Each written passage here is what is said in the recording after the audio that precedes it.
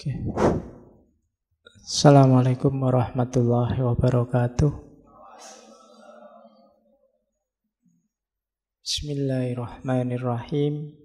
Alhamdulillah.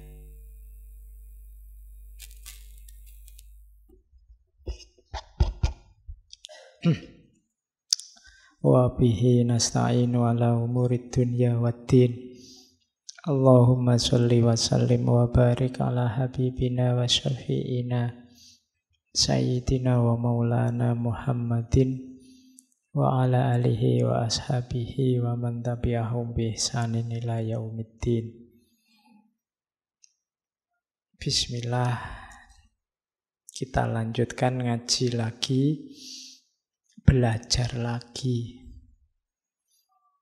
Jangan lupa hitohnya ngaji ini ya memang belajar, bukan ceramah ya. Ya, kalau belajar itu kan kita bisa masuk kemana-mana apa saja. Tidak harus ditelan semua juga, tokoh siapapun. Saya sering bilang, yuk, setiap tokoh dengan gagasannya, dengan ilmunya itu bisa cocok sama kehidupan kita, bisa tidak cocok. Kita sendiri yang harus memilih. Tidak semua yang baik itu kompatibel sama hidupmu. Banyak hal baik yang mungkin tidak kompatibel, tidak cocok sama situasimu hari ini. Kajian-kajian tasawuf misalnya yang banyak menyuruh kita tawakal, banyak menyuruh kita pasrah pada Allah. Mungkin di bagian tertentu hidupmu hari ini sebagai anak muda kurang kompatibel. Karena hari ini kamu butuhnya perjuangan, kamu butuhnya maju, kamu butuhnya progres. Bukan berarti salah, cuma situasimu hari ini belum memungkinkan itu. Oke, harus pas menaruhnya, termasuk tokoh-tokoh seperti yang kita angkat dari para filosof barat. Kemarin kita misalnya René Descartes itu, terus kamu, oh berarti apa aja dipertanyakan Pak? Ya, kalau pas lagi refleksi dalam hidup sehari-hari ya kamu capek kalau mempertanyakan apa saja, nanti malah tidak bisa hidup. Apa-apa ditakok sih. Ini benar apa enggak? Ini laptop beneran apa enggak? Hakiki apa enggak laptop ini? Ini yang ngono ya enggak habis-habis nanti itu. Ada momennya sendiri. Cari ruang dan waktunya yang pas. Termasuk malam ini beliau Albert Camus. Ya, mungkin lidahmu gatel pengen mocok kamus gitu aja lupa. Ya, lebih mantep. Ya wis ndak apa-apa sing yang penting yang dimaksud orang itulah kan gitu. Ya. Ya, beliau ini termasuk filosof abad 20 karena lahir 1913. Nanti meninggalnya masih muda, 1960. Berarti usianya berapa? Sekitar 46-47 tahun. Masih muda tapi karyanya besar, pengaruhnya luar biasa dalam tradisi filsafat barat khususnya. Beliau ini orang miskin sejak kecil. Kelahiran Aljazair yang waktu itu masih dalam penguasaannya Perancis. Jadi sejak kecil miskin, sakit-sakitan. Kamu ini punya penyakit TBC sejak kecil. Ya. Ya meskipun itu gambarnya ngerokok. Tapi dia punya penyakit TBC ya enggak apa-apa, menikmati hidup kok. Ya. Cuma nanti beliau gagasan-gagasannya besar. Menikahnya 2 kali. Ya. Ada banyak surat-surat cinta ya dari kamu yang Kelihatannya diterbitkan juga belakangan dengan beberapa perempuan. Ya memang dari profilnya mungkin kelihatan ganteng ya. Wajah sana ndak kayak wajahmu. Ya, yang jelas kalau sama kamu kan hidungnya menang dia. Kita rata-rata pesek-pesek hidungnya. Oke. Tahun 57 beliau dapat Nobel sastra 3 tahun sebelum meninggal. Dapat ini temannya Sartre, temannya de Beauvoir. Kemudian berarti 3 tahun setelah itu meninggalnya kecelakaan mobil. Jadi tapi sudah sukses, sudah dapat Nobel, karya-karya besarnya banyak. Kelihatannya banyak juga diterjemah dalam bahasa Indonesia novel-novelnya. The Stranger, Myth of Sisyphus, Caligula, dan lain-lain banyak. Beliau tidak suka disebut filosof, lebih suka disebut essayist. Jadi suka nulis essay. Meskipun ya gagasan-gagasan filsafatnya luar biasa. Banyak orang menganggap dia ini eksistensialis, tapi kamu sendiri tidak suka disebut eksistensialis. Dia merasa ada beda gagasan-gagasanku dengan kelompok eksistensialis. Meskipun bau eksistensialisnya ada. Oke. Pernah ikut Partai Komunis, tapi terus kemudian belakangan mengkritik juga, keluar juga dari Partai Komunis, karena memang orangnya kritis. Bismillah kita lihat ya, kita malam ini belajar gagasan utama yang ingin ditampilkan kamu, yang nanti dikenal sebagai absurdisme. Ini sebenarnya melanjutkan Kierkegaard.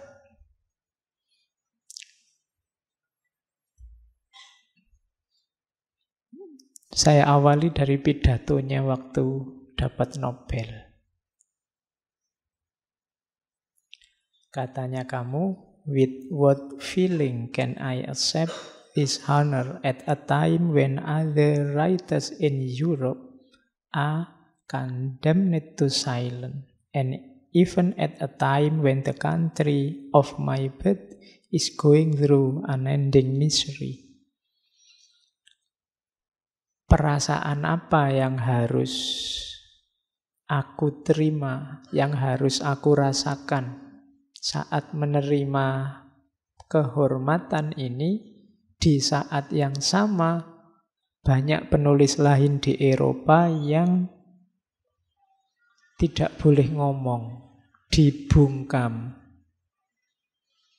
Dan bahkan saat ini negaraku, tempat kelahiranku sedang mengalami sakit yang tidak berakhir. Karena saat itu dijajah oleh Perancis, Aljazair. Dari kalimat ini kelihatan seperti apa pergolakan jiwanya seorang kamu. Hidup yang sejak kecil susah, sakit-sakitan, tanah airnya juga mengalami penderitaan yang luar biasa. Kemudian jerat kehidupan modern yang nanti ada kapitalisme, ada macam-macam. Termasuk banyak penulis yang terpaksa tidak boleh ngomong atau tidak bisa ngomong. Zaman itu kan banyak. Di Indonesia dulu kan ada itu kan larangan-larangan. Tidak boleh nulis, tidak boleh ngomong, tidak boleh mengungkapkan gagasan. Yang boleh ini, yang itu tidak boleh. Dulu kan biasa semacam itu. Dan itu yang diprihatinkan oleh kamu. Apa gunanya penghargaan ini? Saya harus ngomong apa? Mau ngomong terima kasih, alhamdulillah, bersyukur, atau ngomong apa? Itu kan membingungkan situasinya. Oke, itu pengantarnya. Sekarang kita lihat. Langsung ke tema utama, absurditas. Katanya kamu, at any street corner, the feeling of absurdity can strike any man in the face. Dimanapun di sudut-sudut jalan, feeling of absurdity, merasa absurd itu bisa menampar wajah siapapun. Merasa absurd itu merasa hidup ini tidak jelas ya. Itu merasa absurd. Hidup ini mau apa sih? Itu merasa absurd. Aku kayak gini ini buat apa sih? Itu merasa absurd kamu. Tidak jelas. Coba bertanya, apa tujuan hidup ini? Apakah hidup ini ada maknanya atau tidak? Gunanya apa aku di alam semesta ini? Kamu akan jatuh pada absurditas, katanya kamu. Jawabnya susah terus tidak jelas. Para filosof sebelum kita itu sudah mati-matian pengen jawab. Tapi tidak ada jawaban tuntas. Jawaban-jawaban itu hanya hebat di teori, hebat di buku-buku. Kita belajar ratusan konsepnya para filosof, rasanya ya berhentinya di ajaran mereka saja. Hidup kita ya gini-gini saja. Itu contoh gambaran betapa absurdnya hidup ini. Coba kamu tanya, kenapa kamu ngaji? Tujuannya apa? Hasilnya apa? Yang kamu dapat apa? Nanti kan jadi absurd. Tidak jelas. Mungkin ikut-ikutan, mungkin pingin pinter, mungkin itu tidak jelas. Muter yang tidak jelas itu absurd. Kayak orang tuamu bekerja mati-matian biar kamu bisa kuliah. Setelah kamu kuliah, targetnya kan terus kamu kerja, terus kamu mati-matian kerja demi anakmu lagi biar anakmu bisa kuliah juga. Terus anakmu juga dia dapat pekerjaan mati-matian bekerja demi anak. Nah nanti ya ngapain bulet? Semuanya berkorban demi anaknya. Lu yang sukses terus siapa? Itu kan absurd. Tidak jelas. Nah, itu yang disedihkan oleh kamu. Jadi katanya kamu, hidup kita ini tidak pernah kita minta, tidak pernah kita harapkan, tiba-tiba seperti ini. Kalau di bukunya kamu itu analoginya kayak bola. Bola itu kita tendang ke selatan, kadang ya jatuhnya malah ke timur. Apalagi yang main timnas.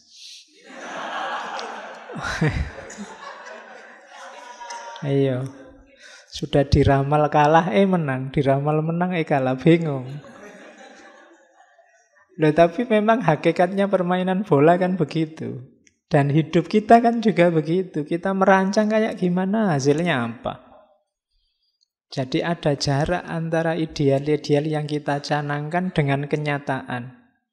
Toh terus kita mati-matian memegangi ideal kita. Itu namanya absurd, katanya kamu.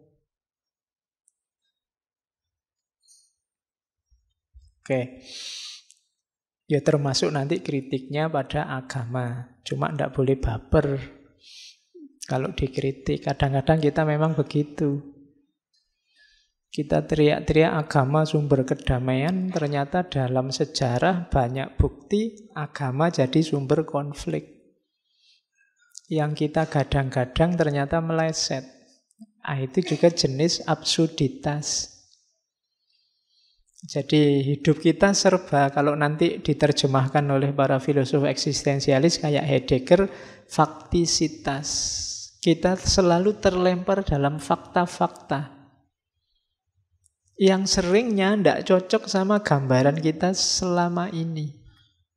Mungkin dulu kamu sebelum kuliah membayangkan besok kalau saya kuliah, mau rajin nulis, rajin baca, bikin tulisan banyak.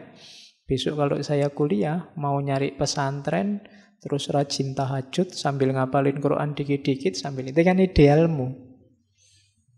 Begitu kuliah, yo kamu rasakan sendiri sekarang kan. Itu ada jarak antara teori-teorimu dengan kenyataan hidupmu. Katanya kamu, absurd itu konfrontasi antara dunia yang irasional dan kerinduan yang hebat akan kejelasan yang panggilannya menggema di kedalaman hati manusia. Dunia ini katanya kamu ndak serapi yang kamu pikirkan. Cuma kita selalu ingin menjelaskan dunia ini secara mutlak, secara pasti, secara rapi. Dan kita gegeran demi itu. Konsep A tawuran dengan konsep B mengkritik konsep C gegeran sama konsep D. Semuanya konsep, kenyataannya beda. Dalam hidup ternyata tidak sesederhana yang diteorikan di konsep-konsepnya para filosof. Kamu tetap ingin mengejar makna hidup. Kamu kan gitu, mahasiswa-mahasiswa yang agak apalah gitu kan. Ini saya pencarian, Pak. Ini kan, itu pun kalau ditanya detail ya bingung. Kamu itu nyari apa? Caranya gimana? Kalau nyari itu kan ukuran kamu sudah nemu itu apa? Itu kan harus jelas. Tapi begitu dijelaskan, aslinya tidak begitu, Pak. Mesti gitu. Kenapa? Itulah hidup. Katanya kamu, hidup itu memang absurd. Nah, oke, terus kamu menjelajahi gagasan-gagasan para filosof sebelumnya. Kira-kira apa ada makna yang absolut itu? Dan dia tidak nemu. Meskipun dulu René Descartes teriak-teriak, ayo dicari sampai yang kebenarannya paling pasti. Wong kamu tidak ngerti René Descartes juga bisa hidup enak, bisa ketawa-ketawa. Berarti apa? Tidak operatif, tidak fungsional. Maka katanya kamu tidak. Cirinya hidup ini absurditas. Jadi ketidakpastian. Oke, makanya di awal tadi saya bilang ya, siap-siap cari wadah yang pas untuk gagasan ini. Kamu salah wadah nanti jadi kacau. Terus, absurd itu apa? Ya, absurd itu dari bahasa Latin, absurdus, yang artinya tuli atau bodoh. Yang seperti rumusannya kamu tadi, konflik antara kecenderungan manusia untuk mencari nilai dan makna dalam hidup melawan kenyataan bahwa tidak mungkin orang bisa ketemu makna dan nilai pasti mutlak hakiki dalam hidup. Bukan tidak mungkin secara logik katanya kamu, tapi tidak mungkin secara human. Kenapa? Kita ini manusia. Kalau pakai bahasa agama mungkin manusia itu terbatas. Tidak mungkin dia ketemu yang tidak terbatas, yang mutlak, yang ultimate. Humanly impossible. Secara manusiawi tidak mungkin, tidak cuma secara logika. Jadi nanti akhirnya dikenal aliran absurdisme. Satu aliran filsafat yang menyatakan bahwa upaya manusia untuk menemukan makna, ya terserah istilahnya apa, makna batin lah, makna dalam lah, makna yang tinggi lah, ultimate lah, puncak lah, monggo, tapi pasti akan gagal. Tidak akan ketemu. Sehingga sifatnya absurd. Ya kayak tadi, absurd itu hanya dalam konsep. Canggih kalau didengarkan, rapi kalau dipahami, tapi dengan kenyataan itu selalu ketemu pengecualian-pengecualiannya. Karena dunia ini kayak orang main bola. Bola itu arahnya kemana, datangnya dari mana, tidak bisa diramal. Oke, tidak jaminan kalau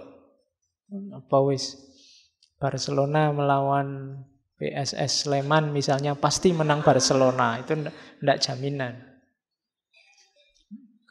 Ya kalau Allah menghendaki kan gitu maumu kan. Jadi ya bisa aja yang menang PSS. Mungkin Barcelona ini tadi bingung iki bal-balan opo gini. Terus dia malah kalah. Bisa begitu. Hidup ini absurd memang.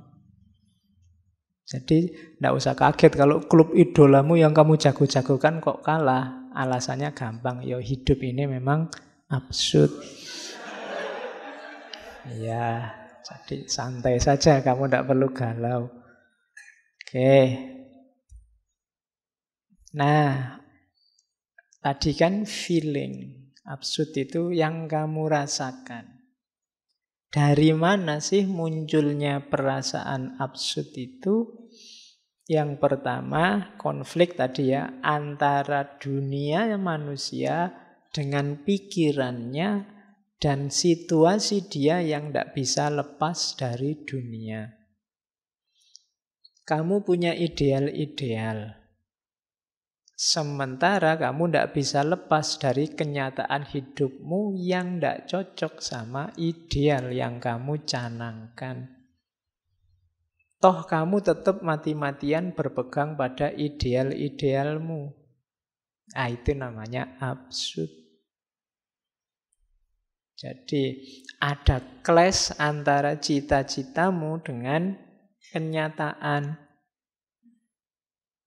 Pinginmu sih jadi dokter, kok yo daftar kuliah keterimanya di UIN Usuluddin misalnya. Itulah tabrakan sama sekali itu. Iya, wis ndak bisa gimana lagi, Bu. Kamu ngotot yang penting saya jadi dokter apa ya bisa. Ya paling mentok jadi dukun. Iya. Loh itu yang disebut absurd oleh ya. Kita kan inginnya ya contoh gampang misalnya sistem pemerintahan kita pakai demokrasi biar A, B, C, D. Nanti mungkin banyak anomali dalam kenyataannya. Dan itu biasa karena memang dunia itu absurd.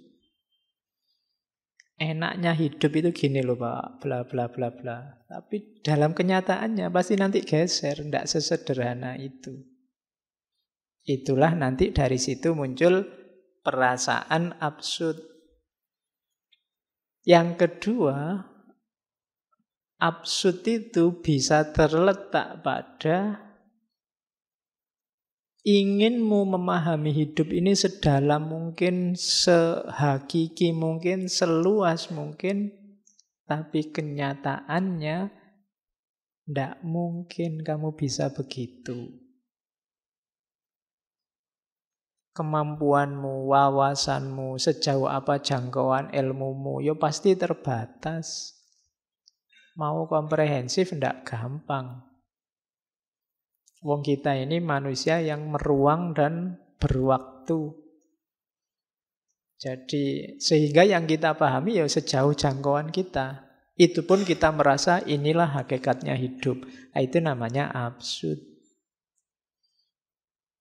Yang kamu tahu kebenaran itu ya sejangkau wawasanmu hari ini. Itu pun kamu tetap merasa ya tetap ini Pak yang paling sejati. Padahal tidak. Itulah perasaan absurditas yang kedua. Oke, itu kalimat yang ketiga menjelaskan. Kodrat manusia yang seutuhnya menginginkan adanya penjelasan yang menyeluruh sifatnya. Sementara di lain pihak ternyata dunia telah menyembunyikannya dengan hanya menyajikan penjelasan tersebut setengah-setengah. Sehingga manusia terus mencari kebenaran hanya mendapatkan dunia yang masih terselimuti kabut misteri itu. Kalimat-kalimatnya banyak yang puitis karena kamu kan sastrawan. Iya. Cuma kalimat kayak gini kamu baca sekali itu susah dipahami. Karena ini juga kan terjemahan. Ya intinya yang tadi bahwa dunia ini misteri. Tidak bisa ditebak hanya oleh satu teori. Begitu kamu tebak A, besok dia ganti jadi B. Begitupun kadang-kadang kita ngeyel, pokoknya harus A. Sehingga yang terjadi apa? Absurditas. Kan banyak di antara kita yang terlanjur terikat oleh ideologi, oleh pandangan, oleh aliran, oleh perspektif. Sehingga kadang-kadang meskipun buktinya menunjukkan bahwa perspektif kita salah, kita tetap ngeyel dengan perspektif kita. Itu contoh absurditas. Oke. Terus, misalnya kamu lihat teh ini. Misalnya teh ini sebenarnya manis, biasanya manis. Terus begitu kamu rasakan, mungkin takmirnya lupa ngasih gula, terus lu pahit lo itu. Enggak, Pak. Teorinya tetap teh itu manis. Loh, wong saya merasakan sendiri pahit. Oh, itu Bapak yang keliru. Jadi sekarang kan begitu orang. Jadi buktinya jelas, tapi kamu tetap gandolan, kamu tetap pegangan teorimu, perspektifmu yang selama ini kamu anggap benar. Itulah absurditas. Oke. Nah, itu ada quote-quote tentang absurditas yang saya ambil beberapa dari kamu. Misalnya ini absurd. Banyak orang belajar tentang kebahagiaan itu apa, diperoleh dari mana, isinya apa. Padahal katanya kamu, you will never be happy if you continue to search for what happiness consists of. Kamu tidak akan pernah bahagia kalau kamu terus mencari apa sih kebahagiaan itu. Kenapa? Selama kamu mencari, kamu akan sumpek dalam pencarianmu. Jadi sepanjang kamu mencari, kamu tidak akan pernah bahagia. Sama kayak you will never live if you are looking for the meaning of life. Kalau kamu hanya sibuk mencari makna hidup, lah kapan kamu hidup? Itu yang dimaksud absurditas. Jadi kita selama ini kan apa yang kamu lakukan? Mengejar kebahagiaan, Pak. Lalu ngapain? Ya bahagialah saja. Kalau kamu mengejar kebahagiaan, kamu tidak akan ketemu kebahagiaan, kamu ngejar terus. Wong dia tidak hilang misalnya. Tinggal kamu nikmati saja. Sama kayak hidup tadi. Kamu kok repot banget nyari maknanya apa, artinya apa, hakikatnya apa. Mbok sudah hidup gitu aja kan selesai. Nah, itu maunya kamu. Itu contoh betapa absurdnya kita. Bahkan kadang-kadang katanya kamu nobody realize. Tidak banyak orang yang sadar bahwa banyak orang menghabiskan sangat banyak energi untuk jadi normal. Itu kan dikritik. Untuk jadi orang biasa saja, jadi manusia yang normal, itu kadang-kadang kita menghabiskan banyak sekali energi. Banyak orang yang menghabiskan daya, tenaga, waktu, pengen jadi apa? Pengen jadi manusia yang sejati, Pak. Manusia yang sejati aja kok repot-repot. Ya mbak, kamu hidup aja sebagai manusia selesai. Tapi energi kita habis untuk mengejar cara jadi manusia yang normal. Kayak SpongeBob itu kan, ada ketika dia pengen jadi normal, malah sumpek sendiri. Iya, jadi usahamu untuk jadi orang normal itu membuatmu jadi aneh. Harus kamu biasa saja jalani hidup seperti adanya sudah normal. Tapi kan kamu terus bikin standar-standar tentang kenormalan. Normal itu gini loh Pak, orang waras itu gini orang. Dan kamu kejar itu. Jadi energimu banyak habis untuk sesuatu yang tinggal kamu jalankan. Oke, itu kritiknya kamu. Itu ada yang ketiga saya bawa. Manusia selalu jadi korban dari kebenarannya. Begitu dia mengakui satu kebenaran, begitu dia memeluk satu kebenaran, maka saat itu juga dia memasang belenggu dalam hidupnya. He cannot free himself from them. Itu blundernya manusia. Hidup dalam absurditas. Oke, kita selama ini berputar-putar hanya untuk kembali ke ranah normal. Mencari makna hidup yang sejati. Wong hidup tinggal dihidupi, selesai. Ingin jadi normal, ya kamu nggak usah ngapa-ngapain, itu sudah normal. Tapi kamu nambah-nambah ideal sendiri, nambah-nambah standar sendiri yang bikin hidupmu susah. Itulah absurdnya manusia. Bikin aturan-aturan sendiri, nanti kalau sudah direpotkan oleh aturan, gegeran sendiri. Terus setelah itu aturannya dihapus sendiri, bikin aturan baru lagi gantinya, terus gegeran lagi, terus dihapus lagi, ganti. Kan selalu begitu. Energi kita habis dalam absurditas. Nah, itu kritiknya kamu. Terus nanti dia menggambarkan hidupnya manusia itu lewat mitologi Yunani. Jadi ada dewa namanya Sisyphus. Sisyphus ini putra Raja Aeolus. Oke, dia ini rada nakal. Banyak melakukan kejahatan, tapi terus dihukum oleh dewa-dewa, oleh Zeus, dimasukkan neraka. Di neraka pun dia masih nawar. Satu ketika dia ingin, mbok sekali-sekali saya main ke bumi. Masa disiksa terus, nggak bosan mau nyiksa saya. Nah, terus dikasih cuti sebentar ke bumi. Cuma begitu ngalami indahnya bumi lagi, dia nggak mau kembali. Oh, lebih enak di bumi daripada disiksa di neraka, ya mesti wae. Dia tidak mau kembali. Wah, dewa-dewanya semakin marah, akhirnya dikasih hukuman yang paling menyakitkan. Hukumannya itu mendorong batu ke atas. Batu ini kalau sampai atas akan jatuh ke bawah lagi. Kan kayak gunung itu dia gelinding ke bawah lagi, harus diambil lagi, dinaikkan lagi. Dan nanti akan jatuh lagi. Harus diambil lagi, dinaikkan lagi. Pokoknya susah payah naik, sampai atas, menggelinding ke bawah, jatuh. Dan hukumannya itu, sampai akhir zaman dia harus gitu terus. Pokoknya tidak ada akhirnya gitu terus. Nah, ini yang oleh kamu disebut absurditas. Hidup kita itu kayak gitu. Sudah capek-capek mendorong ke atas, nanti gelinding ke bawah. Kita turun lagi, kita dorong lagi ke atas, gelinding lagi ke bawah. Muter di situ terus. Katanya siapa, kita ini progres, wong bolak-balik. Problem zaman dulu sekarang lahir lagi dengan kemasan berbeda, isinya sama. Zaman dulu sudah debat tentang bentuk negara syariah ada di mana. Sekarang ya debat itu lagi.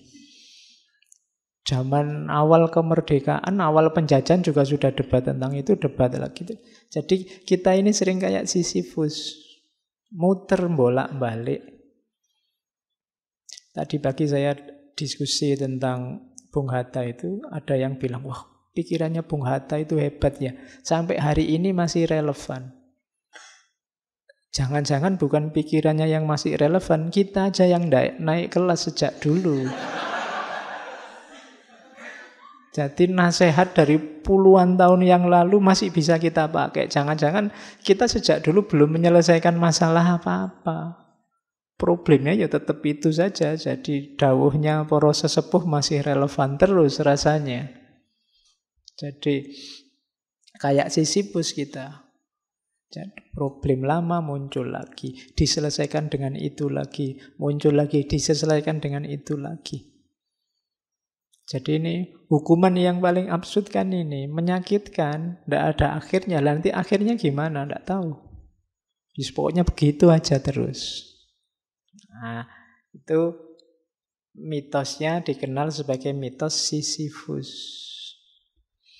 Katanya kamu, itulah harga yang harus dibayar manusia demi gairahnya hidup di bumi. Cuma, ini terus solusi dari kamu. Kita mulai ya lihat solusinya. Sisyphus ini tidak stres meskipun dihukum semacam itu. Beda sama Prometheus. Prometheus itu dewa juga yang dihukum juga kayak Sisyphus. Cuma Prometheus ini diikat di atas gunung, terus nanti ada burung pemangsa datang, merobek-robek perutnya, terus perutnya hancur, burungnya pergi, yang hancur utuh lagi.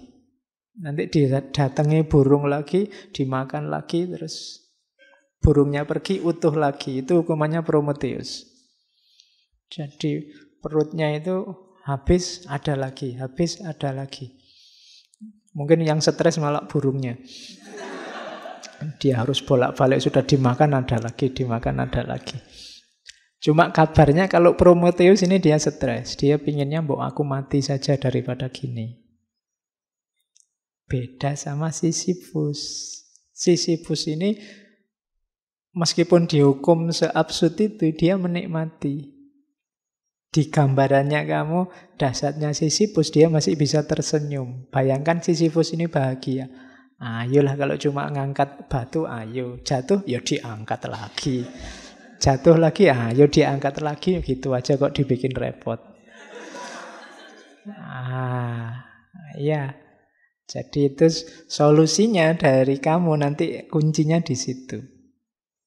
Oke. Nah, makanya pertanyaan besarnya kamu tentang Sisyphus itu kalimatnya bagus. Should I kill myself or have a cup of coffee? Kalau aku sumpek kalau hidup ini absurd, terus apa aku harus bunuh diri atau ayo ngopi saja? Loh, kan sekarang kan kamu sering pakai ini, alah daripada sumpek ngopi aja yuk. Kan gitu. Jadi iya sih, hidup ini absurd, hidup ini sumpek, hidup ini ruwet. Ngopi aja yuk, ngapain dibikin ruwet. Makanya pertanyaannya kamu, should I kill myself? Apa aku harus bunuh diri? Kan enggak toh? Meskipun hidup ini absurd, hidup ini rumit, hidup ini sumpek, nikmati saja. Kan bahasa lainnya itu. Jangan stres, jangan sumpek. Nah, jadi kalimat ini boleh kalian tulis besar-besar di kamarmu. Kamu kan sering sumpek. Ya, kalau kamu sumpek masuk kamar, aku harus bunuh diri apa ngopi saja. Ya. Nanti mau ngopi, loh kok duitnya habis, bunuh diri saja. Ya. Oke. Nah, katanya kamu, ya memang ketika berhadapan dengan absurditas, orang kan ketemu 3 hal ini. Ada orang yang putus asa, terus suicide, bunuh diri. Bagi kamu enggak, bunuh diri itu pengecut. Enggak berani menerima tantangan. Jadi langkah pertama sangat tidak direkomendasi. Jadi jangan bunuh diri eman-eman.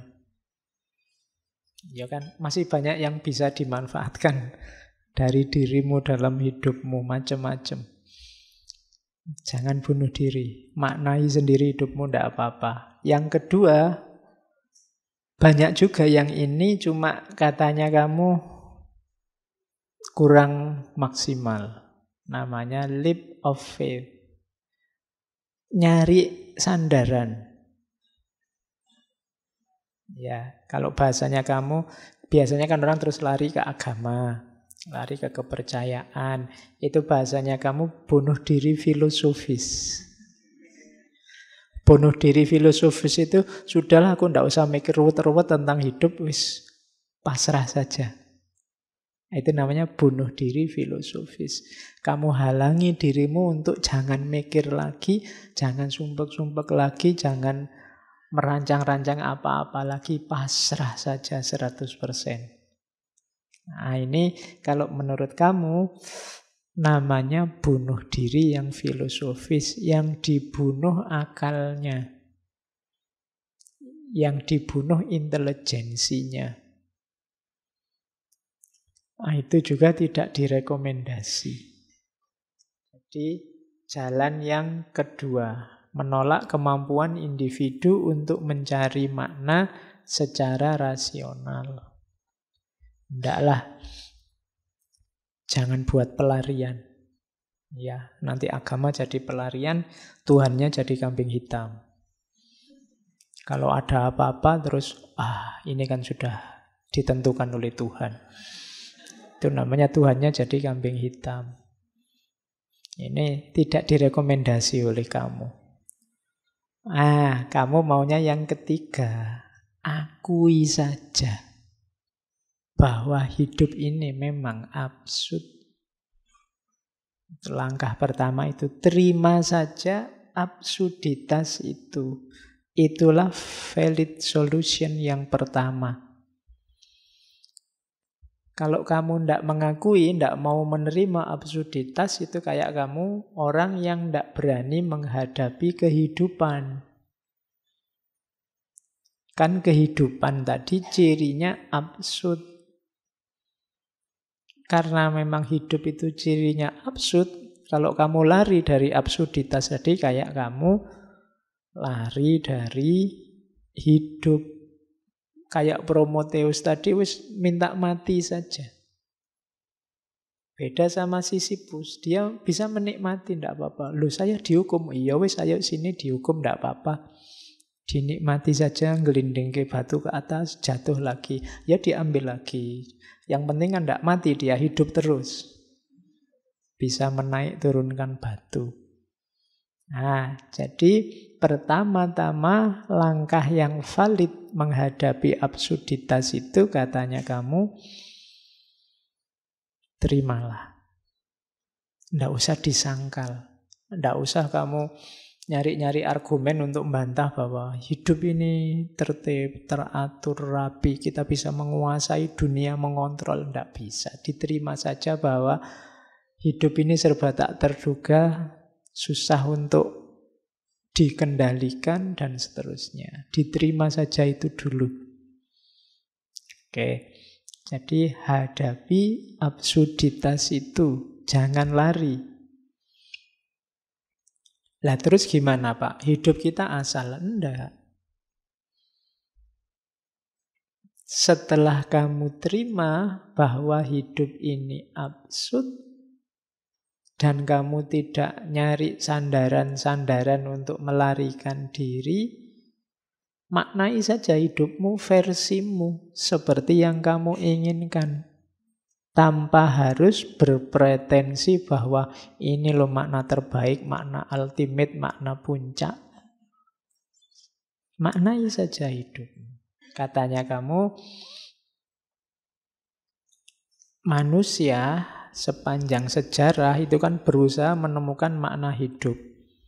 Dan dia akhirnya jatuh di satu di antara dua. Hidup ini tidak bermakna, atau ada makna tapi dari realitas lebih tinggi dan kita hanya disetir saja. Katanya kamu, dua-duanya tidak kondusif untuk hidup kita. Dua-duanya memposisikan kita jadi objek. Jadilah subjek sendiri dalam hidupmu. Ciptakan maknamu sendiri dalam hidupmu. Mungkin itu tidak objektif. Tapi makna yang kamu ciptakan sendiri, versimu, itu membuat hidupmu sekarang jadi lebih berharga. Dan kamu tidak merasa kosong lagi, tidak merasa hampa lagi karena absurditas tadi. Ndak apa-apa, hidup ini absurd. Kalau hidup ini ndak karu-karuan, tak bikin makna versiku sendiri yang membuat hidup ini rasanya kayak karu-karuan. Rasanya kayak lurus, ada maknanya. Tapi makna versiku. Tanpa harus merasa makna ini final, makna ini puncak.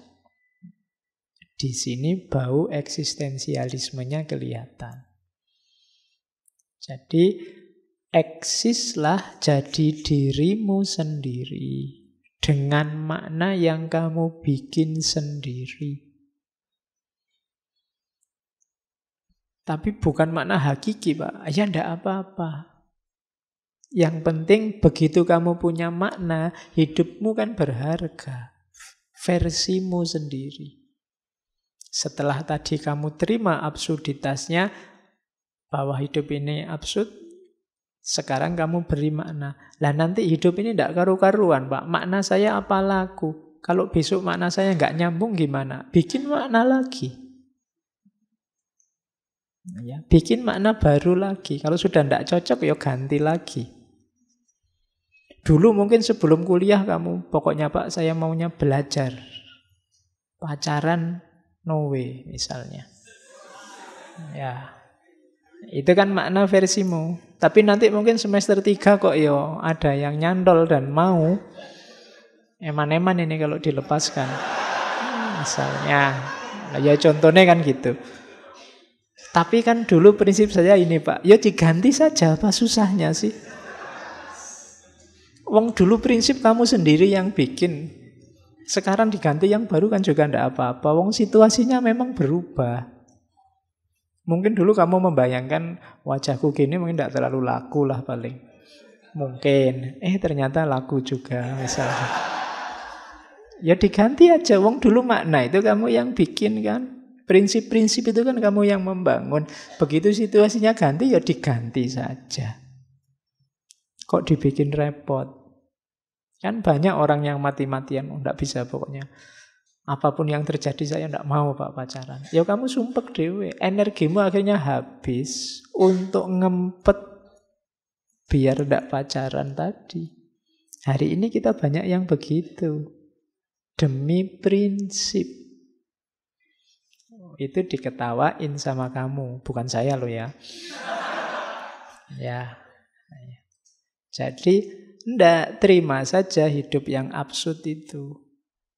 Kalau ada temenmu kok ngeritik, alah dulu katanya ndak mau pacaran, sekarang sama aja pacaran. Loh hidup ini memang absurd. Iya. Jadi ndak bisa dijelaskan hitam putih gitu loh. Kamu kan bisa menjelaskan gitu. Jadi dulu kamu punya prinsip itu karena bayanganmu tentang dunia ini, tentang realitas, tentang relasi itu seperti itu. Sekarang berubah situasinya. Jadi beri makna hidup versimu sendiri. Jadi tidak usah terlalu terikat, saya bilang tadi, terbelenggu oleh kebenaran yang kamu percayai, yang kamu bikin sendiri, sementara dia tidak nyambung dengan realitas. Jadi bikin makna versimu. Nah, itu ada quotes dari kamu, I continue to believe that this world has no ultimate meaning. Aku selalu percaya bahwa dunia ini tidak punya makna puncak, makna utama. But I know, tapi aku tahu bahwa something in it has a meaning. Ada sesuatu di dunia ini yang bermakna. Apa yang bermakna itu? And that is man, manusia. Because he is the only creature to insist on having one. Sebab manusia adalah satu-satunya makhluk yang bersikeras untuk punya makna. Iyalah, menurutku sih makna puncak itu tidak ada. Kecuali makna itu ada di manusia. Karena manusialah yang memberi makna-makna, yang membuat makna-makna. ngaji ini penting apa ndak, itu kan makna-makna. Perlu ndak ada minuman 2 semacam ini, itu kan makna-makna. Wong kadang-kadang diminum cuma 1. Kok selalu dikasih 2 misalnya. Tapi kan itu ada makna di sini, nggak sekedar matematika. Jadi yang punya makna-makna siapa? Manusia. Peristiwa ya sekedar peristiwa. Kitalah manusia yang menempelkan makna-makna. Jadi berarti apa? Makna itu adanya dalam diri manusia. Tidak di alam semesta. Jadi alam semesta ini puncaknya makna apa? Tidak ada. Karena yang nempeli makna-makna itu manusia. Ya sama tadi dulu kan waktu kita belajar filsafat bahasa semiotik itu kan, bahwa manusia itu makhluk yang bermain dengan tanda, dengan makna. Warnanya merah dimaknai berhenti, warnanya hijau dimaknai kualik ya. Merah berhenti, hijau jalan, ya bener. Ya kadang-kadang sambil ngantuk ngomongnya kebalik. Cuma nanti dalam konteks yang berbeda, merah dimaknai berani, ya kan? Sementara kuning dimaknai kematian misalnya, putih juga ada orang meninggal misalnya. Loh, itu kan yang ngasih makna manusia. Barangnya sih cuma bendera warna putih, tapi kadang-kadang dimaknai ada orang meninggal. Kadang-kadang kalau di sirkuit balapan ya berarti ada tabrakan. Kalau kan selalu begitu. Kalau lagi perang itu maknanya menyerah kan gitu. Itu kalau kamu tidak cerdas urusan makna-makna, kamu bingung hidup di dunianya manusia. Kalau kamu maknai pokoknya putih itu artinya menyerah. Nanti ada orang meninggal, wah ada yang nyerah nih berarti. Ya maknanya beda. Jadi itulah manusia, serba bermain-main dengan simbol. Kamu yang gundul, kamu yang gondrong, kamu yang rambutnya cepak, itu kan pasti memaknai. Saya filosof ya Pak, ya rambutnya panjang lah Pak, gondrong. Atau gundul, atau itu kan makna-makna. Barangnya sih ya itu, situasinya ya itu, tapi manusia yang ngasih makna. Maka hidup ini memang absurd, terimalah itu, tapi biar hidupmu berharga, maknailah versimu. Biar kamu eksis jadi dirimu. Itu maunya kamu. Terus, yang jelas jangan lari. Ini teorinya tentang illusion, act of illusion.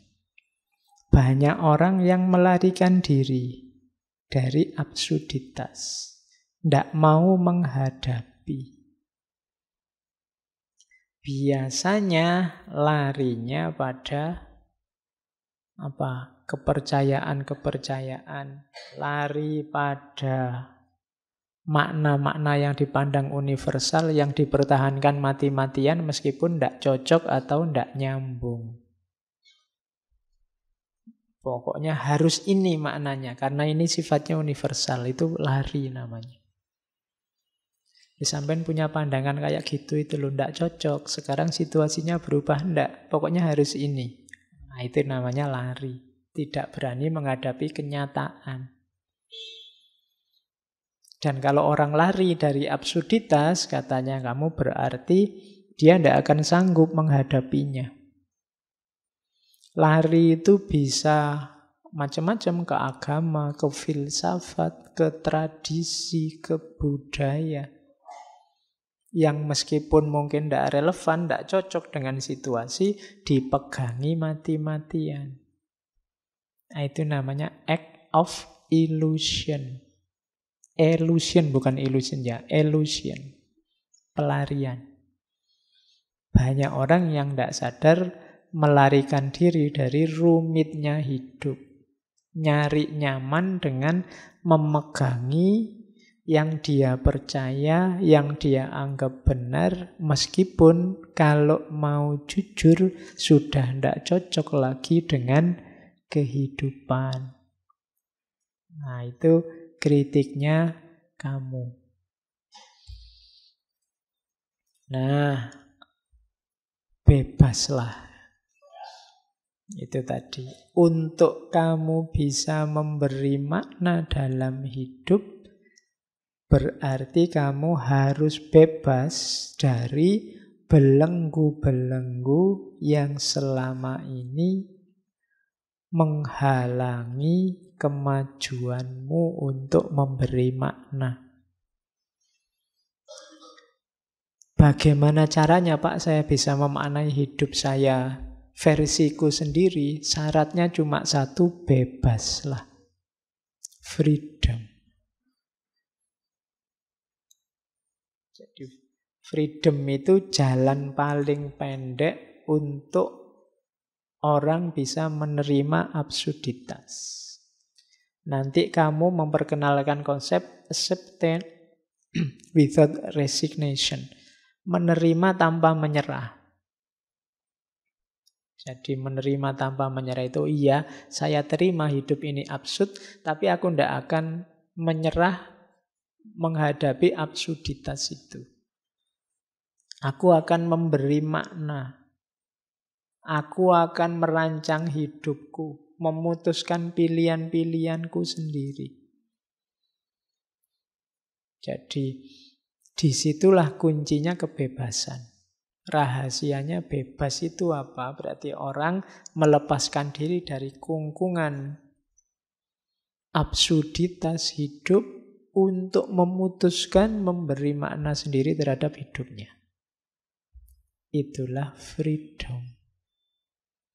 Ya tinggal kamu cermati hidupmu, kira-kira yang sangat membelenggu apa? Yang tidak relevan, yang kamu anggap benar dalam hidupmu apa? Yang tidak cocok apa? Dievaluasi. Jadi kalau Pak sudahlah Pak, biar jalan saja. Wong memang hidup ini absurd, biarkan saja saya ikuti absurditas itu, berarti namanya menyerah. Tidak boleh. Absurditas terimalah, tapi jangan menyerah. Ya kayak kamu misalnya berkaca terus, oh ya saya terima Pak wajahku kayak gini, tapi aku tidak menyerah. Ya tidak menyerah itu maksudnya kalau aku mau berjuang berusaha nanti hasilnya juga. Nah itu namanya acceptance without resignation. Jadi menerima tapi tidak nyerah. Ya saya terima Pak IP saya jelek tapi saya tidak menyerah. Saya akan berusaha gimana caranya biar tidak DO misalnya. Nah, itu namanya acceptance without resignation. Atau kok seandainya DO, saya akan memaknai secara berbeda. Nah, loh iya, saya terima DO-ku tapi DO bukan segala-galanya misalnya. Loh iya, emangnya hidup ditentukan oleh IP ijazah kan tidak. Ya, yo nomor satu nasib. Oke. Nah, ya.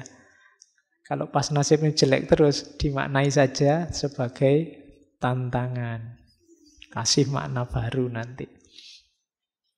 Oke. DO kan membebaskan dirimu dari banyak tanggung jawab.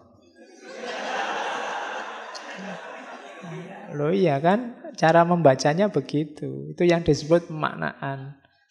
Jadi selama ini kamu dikejar-kejar, kamu tegang luar biasa. Wah ini sebentar lagi, sebentar lagi. Tapi begitu DO, alhamdulillah. Bebas aku sekarang, tidak mikir lagi. Wong ya sudah free. Nah, kan gitu. Itu namanya contoh pemaknaan. Jadi bebaskan dirimu dari banyak belenggu. Ada banyak topeng yang hari ini kamu pakai, setiap topeng membelenggu kepalamu. Nah, coba cek mana yang masih relevan, mana yang tidak. Kalau yang tidak relevan, ya lepaskan. Bikin makna-makna baru biar hidupmu berarti, berharga. Karena sejago apapun kamu, kalau hanya ikut-ikutan, tidak ada harganya. Kamu tidak eksis sebagai dirimu. Nyawanya teori eksistensialisme kan di situ. Dirimu berharga sebagai manusia, itu kalau kamu eksis sebagai dirimu. Bukan kerumunan tapi individual. Kamu sebagai apa? Ingin tampil sebagai apa? Itu kan eksis hari ini, itu kan kamu artikan tampil. Muncul sebagai apa? Nah, itu eksistensialisme. Di situ eksistensialismenya kelihatan dari kamu. Oke. The only way to deal with an unfree world is to become so absolutely free that your very existence is an act of rebellion. Satu-satunya jalan untuk berhadapan dengan dunia yang tidak bebas adalah menjadi sepenuhnya bebas. Sehingga hidupmu, keberadaanmu, hakikatnya adalah tindakan pemberontakan. Berontaklah. Yang diberontak apa? Ketidakbebasanmu. Ada banyak hal yang membelenggumu, bebaslah. Tindakanmu apapun kalau dasarnya tidak bebas, tidak ada nilainya. Saya orang baik, Pak. Kenapa kok kamu melakukan kebaikan? Dipaksa ya, Pak. Itu kan tidak ada nilainya. Orang tidak akan ngasih hadiah kamu, wong dipaksa. Kamu salah juga begitu. Kamu melakukan kesalahan, Pak terpaksa, Pak saya memperkosa. Lah kok bisa dipaksa, Pak? Ya. Itu kan juga ketika dipaksa kan nilai salahnya juga berkurang banyak. Wong kamu tidak bebas, milih sendiri. Kalau boleh milih, kamu tidak akan memperkosa. Tapi karena dipaksa, ya terpaksa diperkosa. Contoh gampangnya begitu.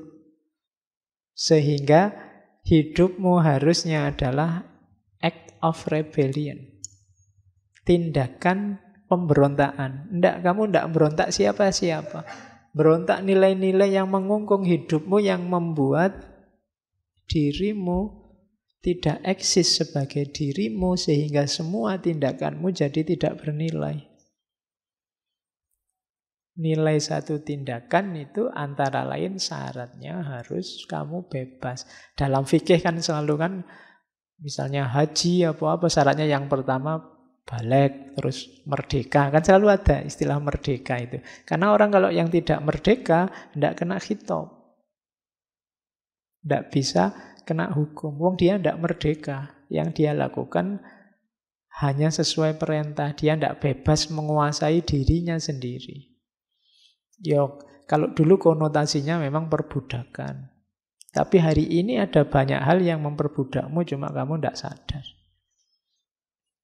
Nah, ya, nanti kamu renungkan sendiri. Sejauh mana kamu bebas, mandiri, menguasai hidupmu sendiri. Kenapa sih harus bebas? Katanya, kamu freedom is nothing but a chance to be better. Kebebasan itu tidak lain adalah kesempatan untuk jadi lebih baik. Biasanya ketidakbebasan itu menginginkanmu ada dalam status quo.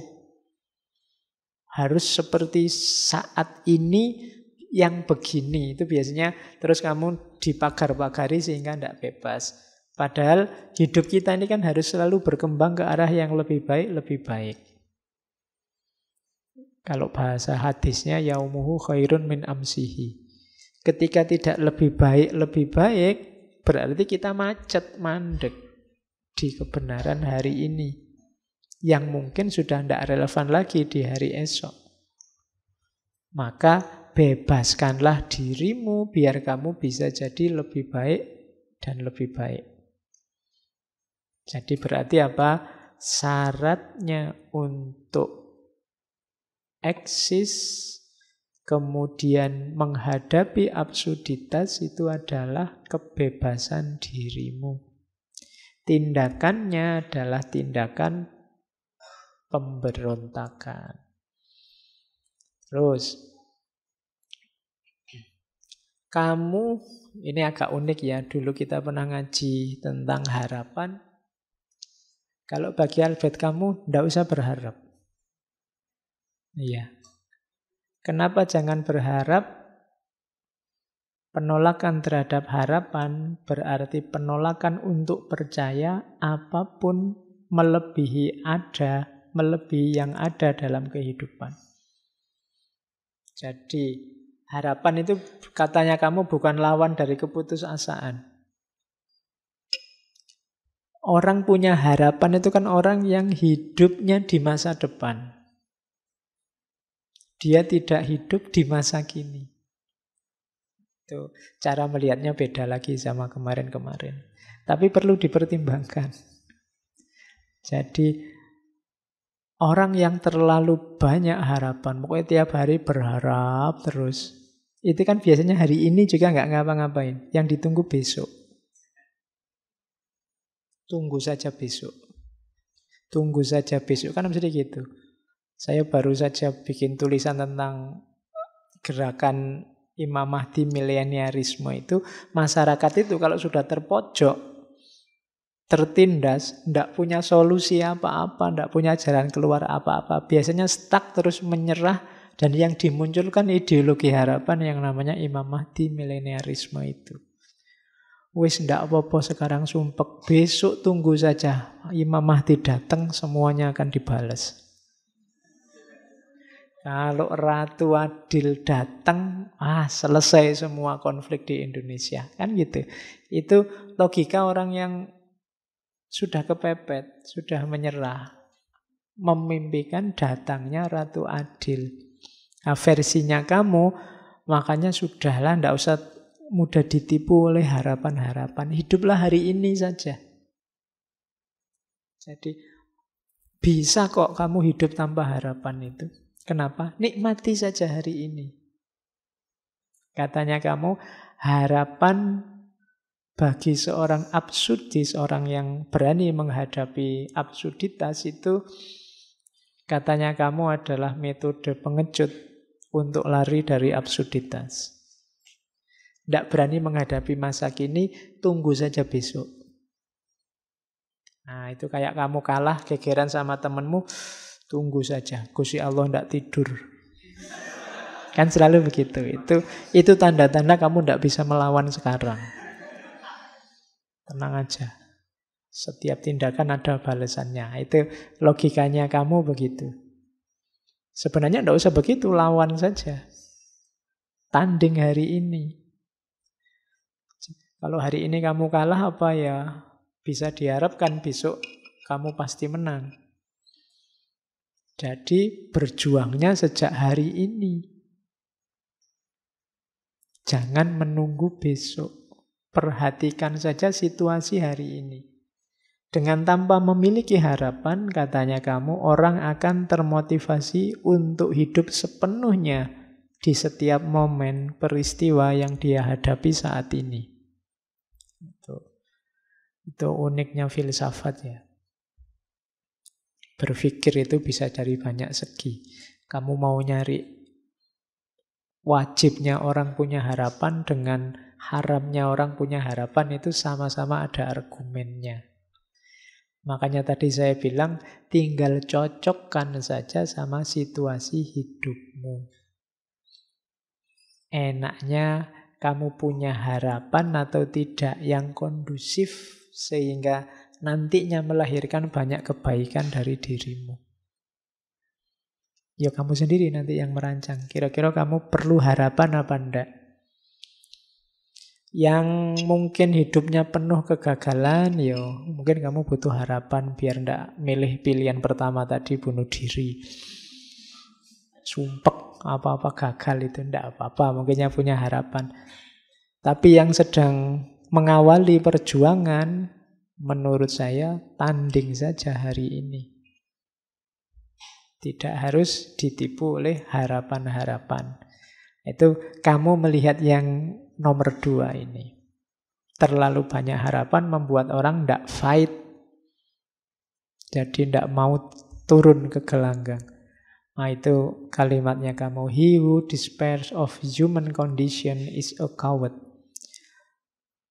But he who has hope for it is a fool. Orang yang putus asa menghadapi situasi manusia hari ini itu pengecut.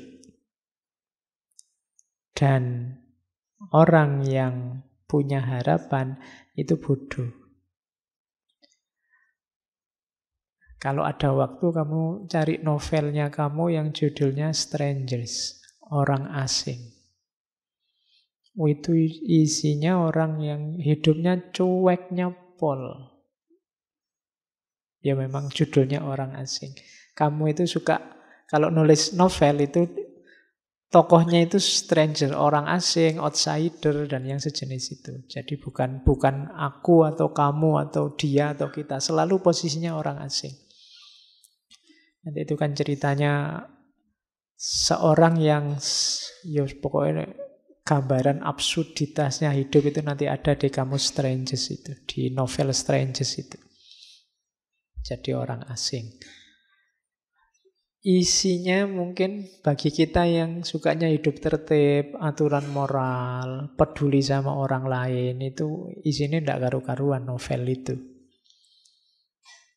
Wong cerita ibunya meninggal aja di bagian awal itu. Ibuku meninggal, tapi tidak tahu juga sih meninggalnya jam berapa, lupa juga sih. Pokoknya kalimatnya jenis-jenis itu, jadi orangnya cueknya luar biasa. Nanti ada cerita dia bunuh orang juga. Tapi ya tanpa ekspresi juga. Di penjara juga dinikmati saja penjaranya. Itu kan absurd. Hari ini kan banyak absurd-absurd semacam itu kan. Penjara untuk menghukum orang. Tapi ya bagi yang sangat miskin mungkin penjara lumayan bisa makan gratis. Itu kan absurd. Nanti yang sangat kaya penjaranya mewahnya luar biasa. Kos-kosanmu tidak ada apa-apanya sama penjara-penjara itu. Iya, kalau disuruh tuker mungkin mending kamu yang di penjara sana, yang di penjara suruh tidur di kos-kosanmu. Dia mesti tersiksa luar biasa. Lah iya kan? Loh itulah absurdnya hidup. Gitu loh.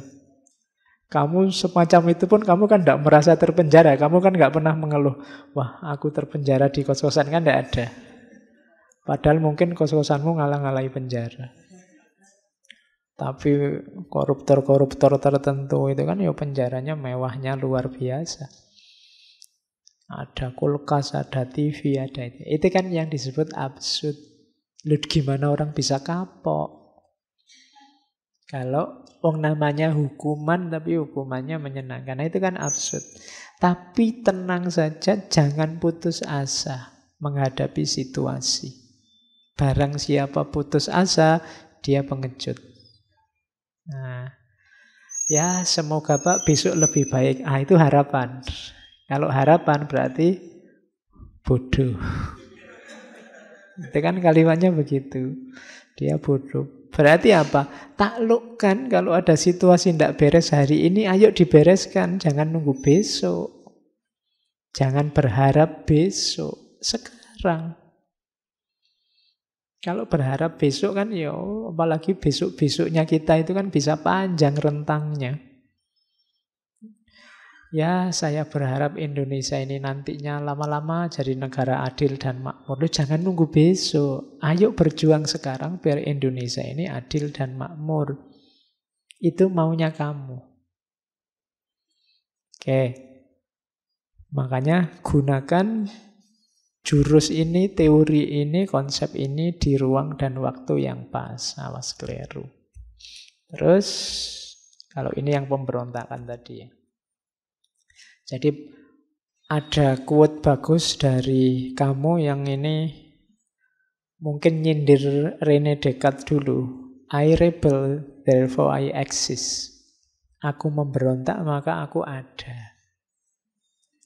Iya. Loh, kalau kamu manut saja, ya memang kamu tidak eksis. Eksis itu kan tidak sama dengan hidup.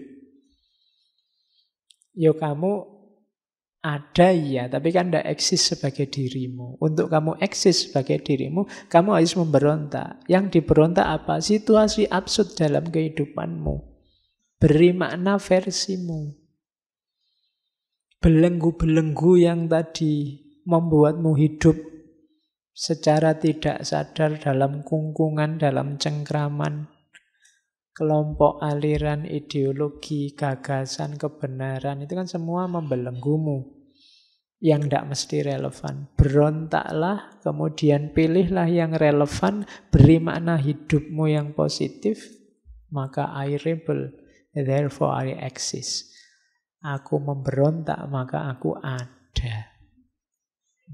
Ya, itu. Kalau dulu kan cuma berpikir. Aku berpikir, maka aku ada. Tapi kalau berpikirnya kerumunan, hanya ikut-ikutan orang lain, kamu masih belum ada. Dirimu masih belum muncul. Munculnya dirimu itu kalau kamu eksis sebagai dirimu. Nah, ini Albert Camus. Oke. Terus. Nah, pertanyaan besarnya kan terus ada di sini. Tentang moralitas. Tapi kan kita hidup ini butuh akhlak, Pak. Butuh moralitas, Pak. Biar tertib. Iya. Orang absurd itu bukan orang yang anti moral. Bukan orang yang immoral. Tapi kalau dalam istilahnya kamu, dia lebih ke amoral. Ini susah ya membedakan. Amoral itu tindakan yang netral, tidak ada hubungannya sama moral. Kalau immoral itu tindakan yang berlawanan dengan moral. Saya minum itu mungkin amoral, tidak ada hubungannya dengan moral. Oh, haus ya minum biasa aja.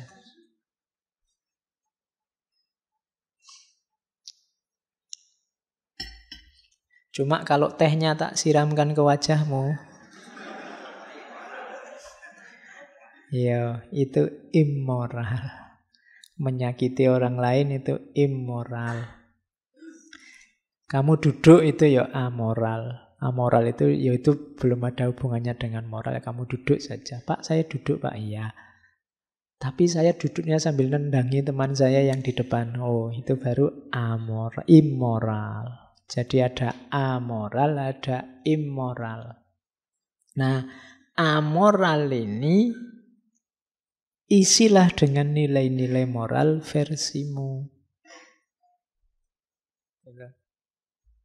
Jadi, baik atau buruk, lihatlah ruang dan waktunya, kemudian ciptakan makna itu versimu. Sama. Disitulah nanti kelihatan integritas moralmu. Sama kayak tadi ya contohnya. Jadi kalau kamu melakukan sesuatu, hasil keputusanmu sendiri, termasuk dalam moral ini, perbuatan ini jadi bernilai. Tapi kalau dipaksa orang lain, hanya karena mengikuti, hanya karena apalagi komitmen tertentu yang mengikatmu, katanya kamu, ya itu belum disebut bermoral. Kamu seolah-olah terpaksa, bukan keputusanmu sendiri. Kamu tidak bisa disebut berintegritas. Integritas itu jiwamu tercetak sudah bermoral begitu dan kamu putuskan bermoral. Tidak cuma karena ikut-ikutan saja. Disitulah kamu disebut orang yang berintegritas. Dan cirinya lagi, lihat situasi. Jujur misalnya, kamu ngerti kapan harus jujur ngomong apa adanya, kapan harus pakai kembang-kembang retorika, karena lihat situasi. Bukan berarti kalau kamu nggak ngomong apa adanya, terus pasti kamu nggak jujur dan salah, nggak. Ada situasi-situasi yang mungkin kamu nggak harus jujur. Kalau jujur, bahaya, atau nggak sopan malahan. Misalnya kamu jenguk temanmu sakit terus bilang, waduh kalau kayak gini ndak lama lagi mesti sampean. Loh itu jujur. Cuma kan ya nggak usah ngomong di situ. Ya, temanku kemarin kayak gini 3 hari cumaan langsung. Iya.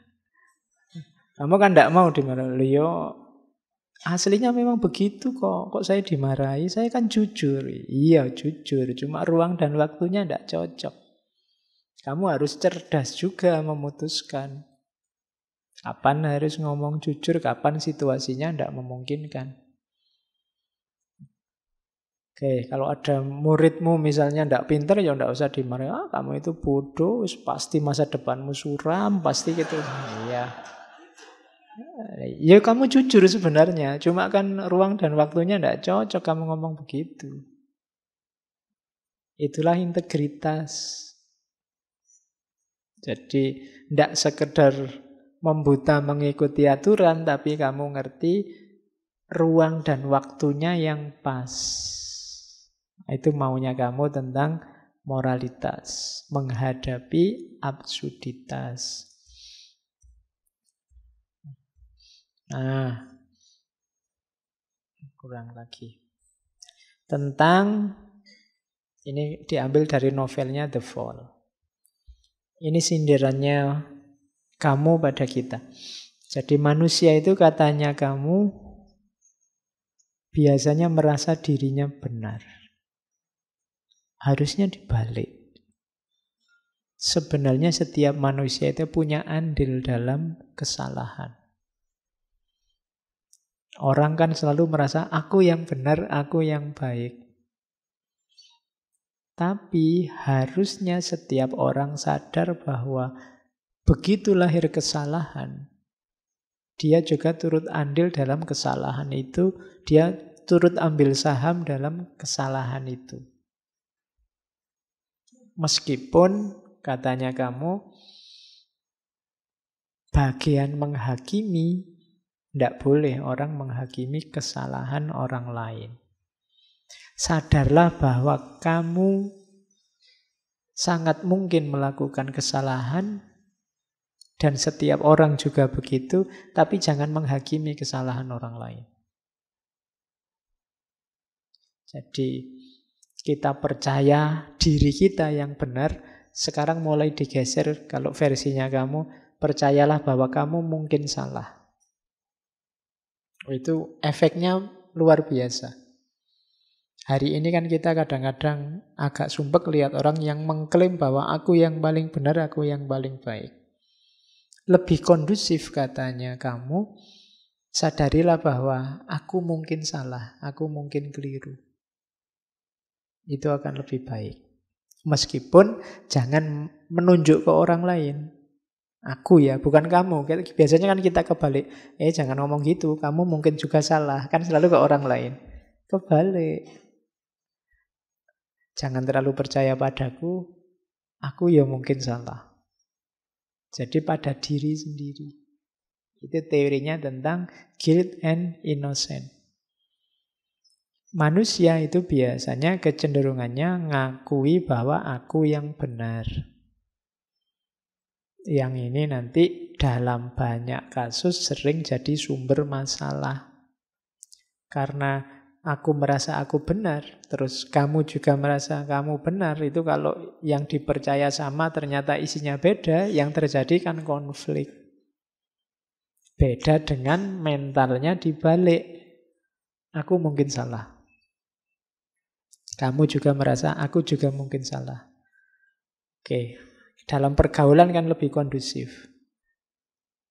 Aku yang salah. Oh enggak, aku yang salah. Aku yang salah. Gegeran.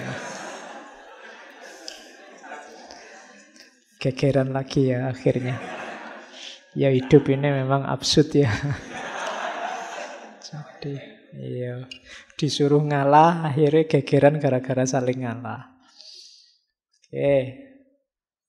Nah, katanya kamu ini, we are all exceptional case. Setiap manusia, kita semua itu adalah kasus khusus. Jadi ini edisi terbatas. Setiap orang merasa dirinya istimewa, bahasa lainnya itu. Tidak ada loh orang itu yang kalau disuruh jujur aja, dia pasti merasa aku ini istimewa loh. Aku ini luar biasa loh. Aku ini siapapun dia. We all want to appeal against something. Terus selalu protes tentang sesuatu yang tidak cocok dengan kebenaran yang dia yakini. Jadi ini bahasa lainnya, manusia itu merasa istimewa dan selalu komplain. Yang ketiga, each of us insists of being innocent. selalu merasa dirinya benar. Bahkan demi 3 hal ini kadang-kadang yang disalahkan bisa manusia seluruhnya atau surga dan Tuhan. Dalam rangka apa? Menunjukkan bahwa aku ini khusus, aku ini harus dibela, aku ini bersih. Orang biasanya itu yang dia rasakan. Jarang orang merasa, saya ini biasa-biasa aja kok Pak. Itu biasanya basa-basi kalau ada orang ngomong gitu. Kamu ingin dianggap istimewa dengan bilang saya biasa-biasa saja. Jadi setiap orang adalah edisi khusus. Jarang orang yang merasa dirinya, saya itu jelek kok Pak. Enggak. Pasti kamu merasa istimewa. Pasti selalu ada embel-embelnya. Kamu kalau menyebut dirimu jelek kan biasanya ada embel-embel. Jelek-jelek gini Pak, saya itu kan mesti ada belakangnya. Enggak pernah saya jelek titik. Pasti jelek-jelek gini kan sih gitu. Jadi selalu edisi khusus. Makanya kalau ada yang tanya, kamu ganteng apa jelek? Kalau saya sih ganteng enggak, cuma limited edition. Enggak ada lagi yang kayak saya misalnya. Itu kan setiap orang merasa istimewa. Dan biasanya selalu komplain. Itu bahasanya Quran kan, innal insana khuliqa halu'a. Manusia itu komplain terus. Jadi appeal against something. Terus merasa benar, merasa bersih. Feel innocent at all cost. Bahkan untuk demi semua tadi, keistimewaan dirinya, kebersihan dirinya, kadang-kadang menyalahkan semua orang. Atau bahkan bentuk ekstrimnya sampai menyalahkan surga kalau di situ. Ya menyalahkan Tuhan. Ini maunya Tuhan gini, mau apa lagi? Kan begitu. Itu namanya nyalahkan Tuhan. Takdirnya Tuhan begini, mau apa lagi? Yang disalahkan Tuhan. Jadi cirinya itu tadi tentang guilt and innocent. Bahwa manusia itu kebanyakan merasa dirinya bersih. Bahayanya di situ. Terus, ini kritiknya pada abad 21. Kenapa sih muncul absurditas tadi? Sebenarnya kuncinya adalah pada modernisme.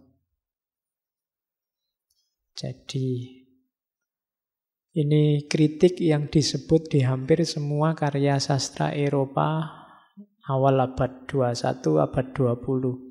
Jadi budaya mekanisasi, budaya massa yang manusia jadi terasing dari dirinya, ada dehumanisasi. Katanya kamu, kita ini produk dunia otomatis, kita ini kayak robot. Disitulah sumbernya absurditas. Kita ini kayak robot, kalau sudah diprogram A, yo A. Padahal hidup ini tidak sesimpel itu. Ada peristiwa demi peristiwa dinamis berubah-ubah, sementara kita terlanjur A dan A terus. Sehingga ideal yang kita hayati sering tidak nyambung dengan hidup sehari-hari. Dari mana berarti itu munculnya? Mekanisasi hidup. Hidup kita ini monoton. Sarapan jam 7, makan siang jam 12, makan malam jam 7 malam. Dan kita kan ajak begitu. Pokoknya sehari makan 3 kali, Pak. Meskipun nanti di sela-sela jam makan itu bisa nyemil, bisa macam-macam. Kadang sudah makan berat, ada ketela, ada jagung. Lu kan belum nasi, Pak. Waktunya makan. Pokoknya mekanis hidup kita itu. Tidur jam sekian, bangun jam sekian, nanti kuliah jam sekian. Tidak luas. Mekanisasi hidup. Ya contoh yang lain banyak. Rutinitas-rutinitas yang menjebak. Kenapa menjebak? Karena kadang-kadang mungkin tidak relevan lagi itu dijalankan, tapi dipaksa harus begitu terus. Ngaji ini emangnya harus malam Kamis? Kok tidak bisa malam Minggu misalnya? Apa tidak bisa malam Jumat? Ya memang biasanya malam Kamis, ya malam Kamis aja lah Pak. Itu jebakan-jebakan cara berpikir modern. Rutinitas. Ya sementara malam Kamis ya tidak apa-apa. Kapan-kapan diganti. Oke, tapi ini contohnya. Ini yang bikin hidup jadi absurd. Kamu mempertahankan idealmu yang sudah tidak relevan lagi dengan situasinya. Oke. Nah, ini cara untuk jadi eksis saya ambil dari salah satu suratnya kamu. Kalimatnya bagus-bagus. My dear, tuh, yo, sayang. Yo, kalau kita kan sering pakai kalimat sayang sekali. Kenapa Indonesia sepak bola itu nggak menang-menang? Karena begitu mau ngegolkan ndak gol, kata komentatornya, sayang sekali. Iya, wong ndak gol malah disayangi. Oke. Ya, katanya kamu ini in the midst of hate, di tengah-tengah kebencian, kutemukan dalam diriku cinta yang tidak terkalahkan. Di tengah-tengah air mata, kutemukan dalam diriku senyum yang tidak terkalahkan. Di tengah-tengah kekacauan, kutemukan dalam diriku ketenangan yang tidak terkalahkan. Aku sadari melalui semua itu bahwa di tengah-tengah musim gugur, kutemukan dalam diriku musim panas yang tidak terkalahkan. Dan itu membuatku bahagia. Karena apapun yang terjadi, betapapun kerasnya dunia ini menekanku, dalam diriku ada sesuatu yang lebih kuat, sesuatu yang lebih baik, yang melawan balik, menekan. Oh, itu ngirim surat cintanya unik ya. Tapi isinya dalam. Ini membuat orang jadi tangguh. Dunia ini memang absurd. Banyak sekali kebencian, banyak sekali air mata, banyak sekali kekacauan. Tapi tidak usah khawatir kalau engkau manusia yang sejati, dalam dirimu ada cinta yang tidak akan bisa dikalahkan oleh kebencian. Ada senyum yang tidak akan bisa dikalahkan oleh air mata. Ada ketenangan yang tidak akan bisa dikalahkan oleh kekacauan. Apapun tekanan dunia padamu, engkau lebih kuat, maka engkau bisa menekan balik dunia. Jangan mau ditekan. Caranya gimana? Tekan balik. Nah, jadi hidup kita adalah perjuangan saling menekan antara kita dan dunia.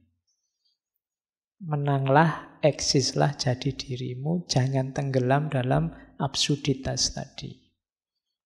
Nah, itu nasihatnya kamu dari surat ini. Kalau ini juga dari buku hariannya. Temukan makna, sisihkan melankolia dari kesedihan. Keluarlah jalan-jalan. Jangan di kamar saja, jangan sumpek saja. Ayo keluar. Tidak harus satu perjalanan yang romantik di taman, tapi muncullah seolah-olah ada satu momen spektakuler, bertabur bunga dan keharuman, lalu satu sosok imajinatif yang luar biasa membawamu ke dunia lain. Keluarlah kamar, bayangkan sudah semua orang menyambutmu, bayangkan Kamu disambut dengan bunga-bunga, bayangkan aja, enggak apa-apa. Iya. Jadi jangan mengurung diri terus di kamar. Tidak harus satu perjalanan yang membuatmu berkali-kali terlahir kembali. Temukanlah makna yang tidak pernah terbayangkan oleh kepala siapapun yang lain. Jangan takut menghabiskan waktu bersama dirimu sendiri. Tidak peduli nanti menemukan makna atau tidak. Curilah waktu dan berikan sepenuhnya secara eksklusif kepada dirimu sendiri. Nikmatilah hidupmu, bahagiakan dirimu. Curilah waktu. Ya, hari ini orang menyebutnya me time. Ya, tidak ngerti isinya apa me time itu. Pokok intinya senangkan dirimu. Harus ada waktu untuk itu. Nikmatilah privasi dan kesendirianmu. Itu bukan berarti membuat dirimu antisosial atau menolak dunia.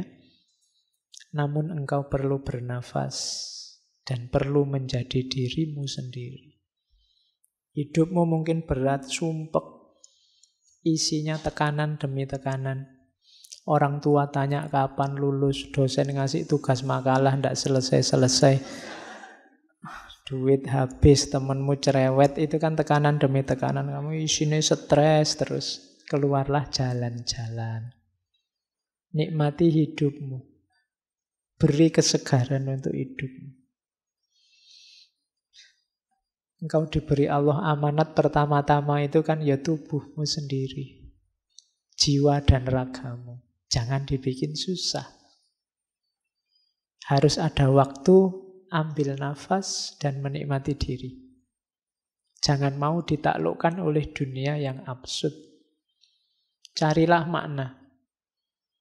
Ketemu syukur, tidak ketemu, nikmatilah hidupmu. Kan gitu. Syukur-syukur kamu ketemu makna yang tidak pernah orang lain ketemu yang kayak gitu dan kamu dapatkan. Nah, itu sarannya kamu. Jadi dia hidupnya sejak kecil sumpek, maka dia tahu cara menyemangati orang untuk tidak menyerah menghadapi banyak kesulitan. Terus ada beberapa lagi quote yang saya bawa. Ini tips-tips untuk tidak jatuh dalam absurditas. Yang pertama ada quotes, people hasten to judge in order to not to be judged themselves. Orang-orang itu biasanya ingin cepat-cepat menghakimi orang lain. Kenapa? Biar tidak dihakimi. Makanya kamu tidak harus terlalu galau kalau dituduh orang macam-macam, dihakimi orang tidak. Itu dia menghakimi karena biar bukan dia yang dihakimi. Orang itu kan hidup saling menilai, cepet-cepetan menilai. Begitu kamu dinilai dulu kan kamu terus down dulu, dia merasa menang.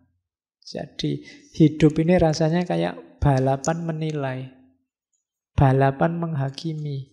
Siapa menghakimi siapa.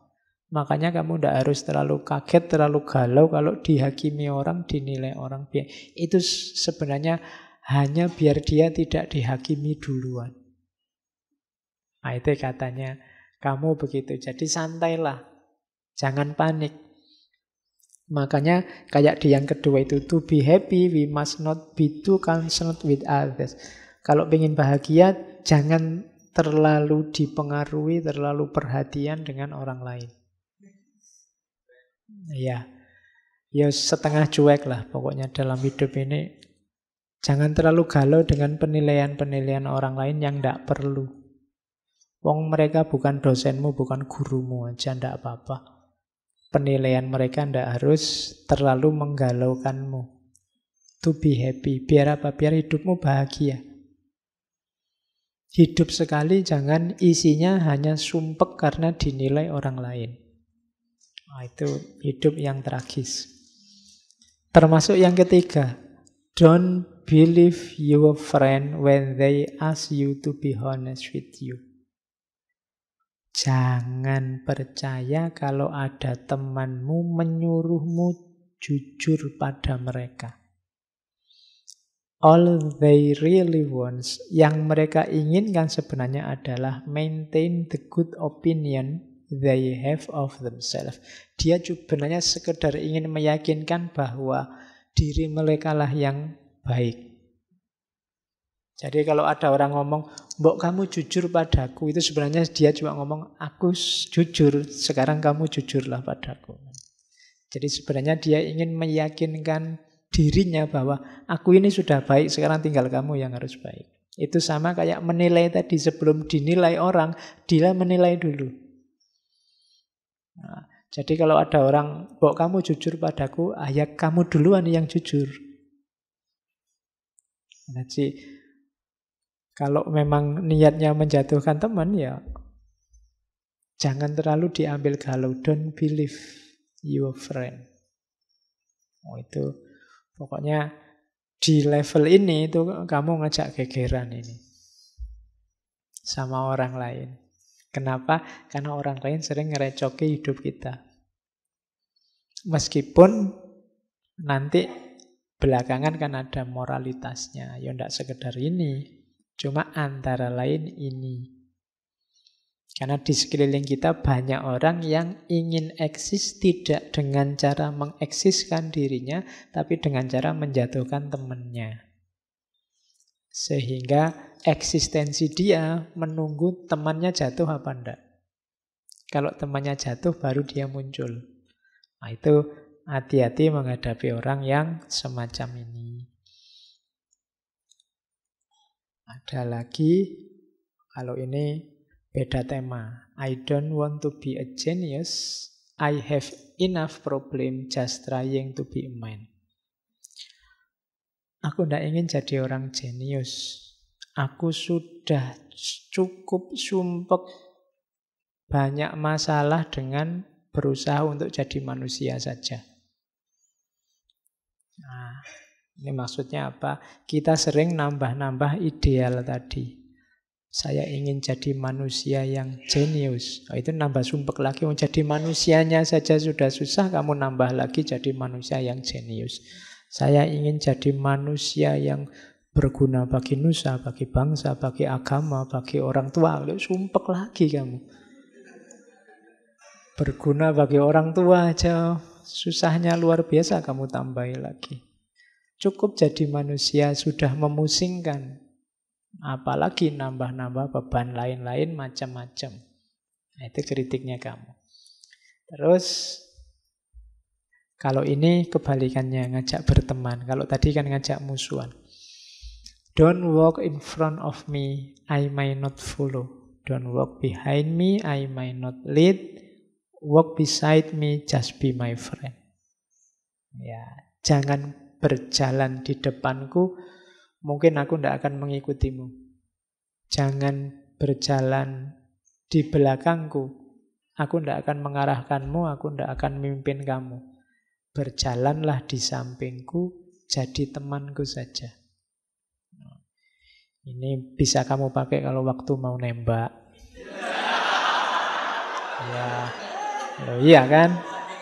Yo, jangan jalan di depanku, jangan jalan di belakangku, di sampingku. Oh. Jadilah temanku. Nah, ya. Jadi, ya kan kalau ini kalimatnya teman kan ya memang teman saja. Ya, bukan yang lain. Nanti jawabannya ya kan teman aja kan? Ya. Maunya kan memang cuma teman. Oke. Kalau ini untuk para dosen. Ya, some people talk in their sleep. Lecturers talk while other people sleep. Ini kamu loh, benar dia bilang gitu. Mungkin dia pas lagi ngajar itu mungkin mengalami ini. Banyak orang yang berbicara waktu tidur. Tapi hanya dosen yang berbicara sementara banyak orang tidur. Ya. Ngaji ini kan juga gitu. Dosennya ngomong dewe, kalian tidur sama cengenges-cengenges sejak tadi. Oke, jadi some people talk in their sleep, lectures talk while other people sleep. Ini nanti kamu bawa kasihkan dosenmu biar dosenmu senang. Oh iya ya, kadang-kadang gini. Oke, saya kira itu untuk kamu. Wadahnya dicocokkan lagi saya bilang tadi karena ada 1-2 gagasan mungkin yang tidak relevan untuk hidupmu. Kalian pilih sendiri mana yang cocok, mana yang tidak. Oke, saya kira itu ya. Kita masih ada beberapa sesi sebelum Ramadan. Ya, mumpung menjelang Ramadan ya, temanya yang religius. Ya, yang agama-agama. Kita ngomong moralitas lagi aja lah. Anu saja ya, ke timur, ini kan di barat. Kita 1 bulan ini ada di barat. Timur. Oke. Ke ke Indonesia. Moralitas. Kita ambil yang populer ya, kita ambil Hamka. Buku saja kita ambil, nanti karena Hamka ini banyak, saya ambil bukunya Lembaga Budi. Kemudian setelah Hamka kita ke Jawa. Ajaran moral Jawa. Dulu sudah Wedotomo, besok kita ambil serat Wulangreh, Pakubuwono sekawan. Terakhir pas menjelang puasa, ya saya ngambil 3 ya karena khawatirnya nanti kita harus ngambil jeda sebelum puasa. Takmirnya mungkin harus kerja bakti, bersih-bersih. Kita tutup dengan Ghazali. Kita ambil 1 kitab Al-Kasfu wa Tabyin. Ini membahas orang-orang yang tertipu. Isinya tentang orang-orang yang merasa dirinya baik, merasa dirinya benar, ternyata tertipu. Itu Al-Kasfu wa Tabyin. Jadi bulan depan kita tobat.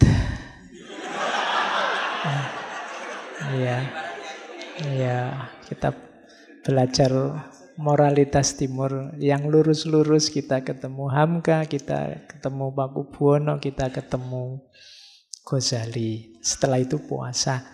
Ya nanti habis Idul Fitri kumat lagi, enggak apa-apa. Oke, saya akhiri sekian. Kurang lebihnya mohon maaf. Wallahul muwaffiq, wallahu a'lam bishawab. Wassalamualaikum warahmatullahi wabarakatuh.